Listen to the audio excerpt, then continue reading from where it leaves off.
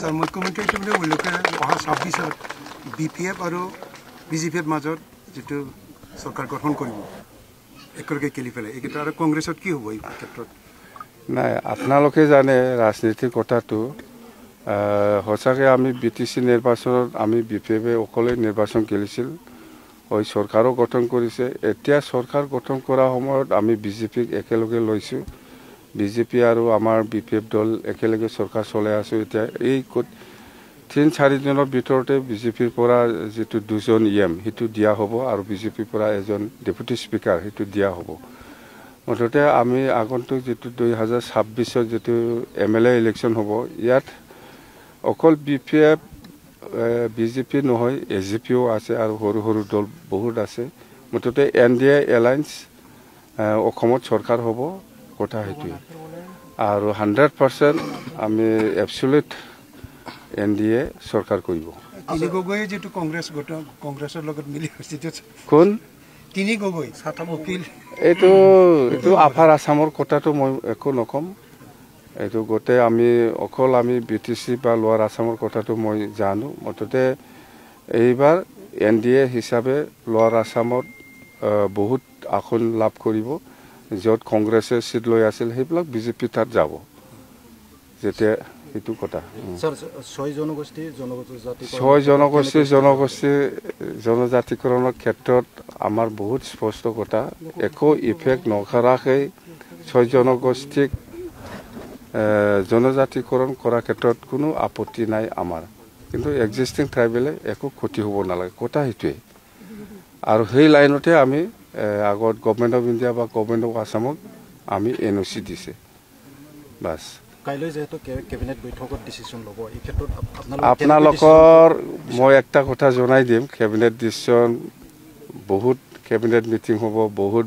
বেলেগ বেলেগ agenda decision আহিব ভাল ভাল কিন্তু সবতকৈ ভাল একটা খবৰ আমাৰ কাৰণে ভাল সবৰ কাৰণে ভাল অকল আমাৰ নহয় সবৰ কাৰণে ভাল হেতু হল 6 শিডিউল কাৰ্বি আলং ডিমা হাছাও আৰু বিটিচিত এই যে দুজন মাইকি লোৱাটো হেতু বেন কৰিছে বেলেগত কিন্তু বিটিচিত বেন কৰা নাই ক্যাবিনেটে ডিসিশন লৈছে হেতু বিটিচি কাৰ্বি আলং আৰু ডিমা হাছাও তাৰমানে বড় হওক কোনবা মুসলিম হওক ৰাজবংশী হওক বা যিকোনো মানুহে দুজন ল'ব পাৰে বুলি কৈ আছে কি এটো 6 schedule to exempted Dima Hasao Karbi আলং আৰু বিটিচি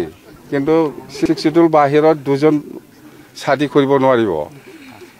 কথাইটো অসম গভৰ্নমেন্টে ডিসিশন লৈছে আমিতো আৰু কি কৰিম আপুনি সঠিক বুলি ভাবে স্যাৰ এটো সঠিক বুলি ভাবি মানে আপনি গভৰ্নমেন্টে ডিসিশন লোৱাৰ পিছত আৰু আপনি কি এটো ৰং হৈছে বা ৰাইট হৈছে হেতু আপনি কেনেকে কম হেতু ইমপ্লিমেন্ট হ'বই ডিসিশন আজিৰ পৰা এসেম্বলি হৈছে 4 দিনীয়া হ'ব 25 26 27 28 29 লিখে এসেম্বলি হ'ব নাকি 4 দিনীয়া যেন হওক এই এসেম্বলিত ইন্টারিম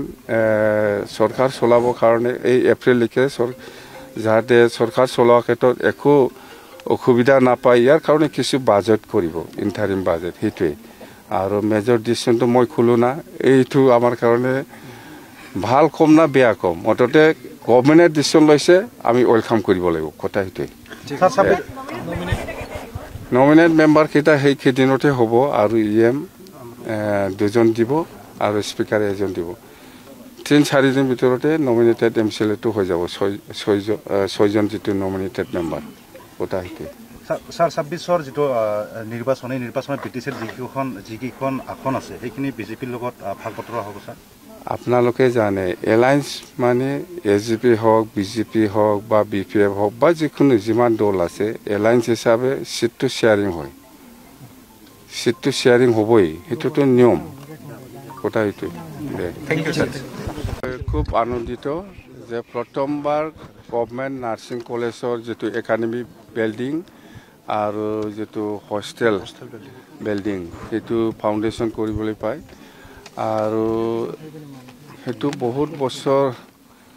মানে এই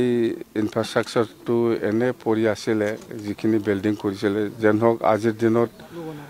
মই যেটো শুনিবলৈ পাইছোঁ যে ফুল ফ্লেজেড নাৰ্ছিং কলেজ হৈ গ'ল খুব আনন্দিত হ'ল মই যে আমি সঁচাকৈ আমি নাৰ্ছিং কলেজৰ কাৰণে সেইটো ফাউণ্ডেশ্যন দিছিলোঁ কিন্তু সময়মতে কাৰ্যকৰী হোৱা নাছিল যেন হওক খুব ভাল লাগিল আৰু মই BTC গভৰ্ণমেণ্টৰ পৰাও এই গভৰ্ণমেণ্ট যেটো নাৰ্ছিং কলেজ ইয়াত যিখিনি ইনফ্ৰাষ্ট্ৰাকচাৰ বা যিখিনি একাডেমিক লাইনত যিখিনি সহায় কৰিব লাগে গোটেই সহায় কৰিম বুলি মই ইঞ্চুৰেঞ্চ দিছোঁ সেইদিনা প্ৰিন্সিপালে মোৰ তাত আহিছিলে চ' ইয়াত ষ্টুডেণ্ট ট্ৰেন্সপৰ্টেশ্যনৰ কাৰণে বা যিকোনো মানে কথা সেইটোৱে যে ষ্টুডেণ্টসকলে শিক্ষা লোৱা সময়ত কোনো অভাৱ হ'ব নালাগে আৰু টিচাৰ্ছসকলেও ষ্টুডেণ্টসকলক শিক্ষা দিয়া সময়ত কোনো অভাৱ হ'ব নালাগে এই লাইনত মই কাম কৰিব বিচাৰিছোঁ তো ইয়াত নিশ্চয় বহুত ইনফ্ৰাষ্ট্ৰাকচাৰৰ পৰা আৰম্ভ কৰি একাডেমিক লাইনৰ পৰা আৰম্ভ কৰি মুঠতে বহুত প্ৰব্লেম আছে আৰু এইটো মই